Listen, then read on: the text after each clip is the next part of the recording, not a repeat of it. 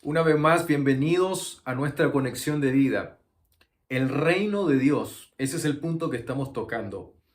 Cuán necesario es que ciertos puntos que son vitales para nuestro crecimiento espiritual estén bien definidos. En Lucas 17, a partir del verso 20, preguntando por los fariseos cuándo habría de venir el reino de Dios, el Señor les respondió que el reino de Dios no vendrá con advertencia, ni dirán helo aquí o helo allí, porque he aquí, el reino de Dios está entre vosotros. Esto coincide plenamente con el primer anuncio del Señor en Marcos 1, versículo 15, cuando dijo: el tiempo se ha cumplido y el reino de Dios se ha acercado. Definitivamente aquí surge una pregunta muy necesaria. ¿Cómo vino ese reino? Porque si el reino de Dios se ha acercado, ¿cómo vino? ¿Cómo se manifestó ese reino?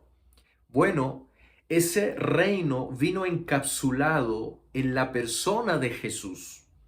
Cristo en su etapa de humanidad, es decir, el Cristo hecho carne, en él habitaba la sustancia misma de esa realidad del reino de Dios. Por lo tanto, él es la propia expresión del gobierno y del reino soberano de Dios.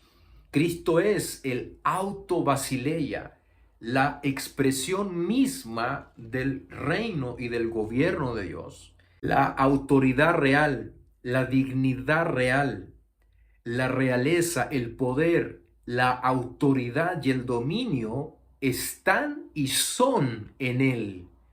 Está en la vida que Él vino a impartir y en la vida que Él vino a manifestar. Porque es justamente esta vida, esta sustancia de vida y de manifestación que se perdió originalmente en el hombre, que había sido hecho inicialmente según su imagen y según la semejanza de Dios. En Génesis 1:26 dijo Dios: hagamos al hombre a nuestra imagen, conforme a nuestra semejanza, y que señoree. La imagen y la semejanza de Dios no es otra cosa sino que revelar, expresar la sustancia misma de Dios. Cada vez que esto ocurre, va de la mano con el señorío de Dios, con el reino de Dios. Es contradictorio que esto no sea así. Cuando tú vas a Génesis 1:28, y los bendijo Dios, los habilita, los equipó para su asignación y les dijo: fructifica, multiplica, llena la tierra, sojuzga sobre ella y domina sobre ella. Una vez más vemos este imperativo que demuestra que cada vez que la expresión y la manifestación de su sustancia se dan a conocer, va de la mano con la manifestación de su dominio, su reino. Quizás aquí surja otra pregunta: ¿dónde entramos nosotros entonces en todo esto?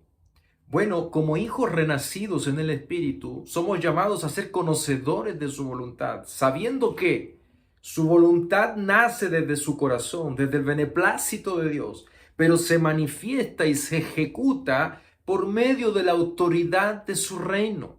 Es por eso que Romanos 12, a partir del verso 2, nos llama, nos exhorta a que debemos ser transformados por medio de la renovación de nuestro entendimiento, a fin de que podamos experimentar, conocer, comprobar la buena, la agradable y perfecta voluntad de Dios. Y es así como nosotros, habiendo comprobado, experimentado la perfecta voluntad de Dios, nos transformamos en esa embajada de su reino, llevando a todo lugar y a todo ámbito la verdad de su palabra, la gracia, la impartición de su vida, sabiendo que operamos desde las regiones celestiales, la máxima posición de autoridad divina que hemos recibido en Cristo. Así somos también coparticipantes del propósito eterno de Dios. ¡Wow! Eso es tremendo. Seguimos adelante, creciendo en esta gracia, inquiriendo un poco más en esta maravillosa sabiduría. Los invito para que nos conectemos en nuestra próxima conexión de vida, hablando un poco más al respecto del reino de Dios.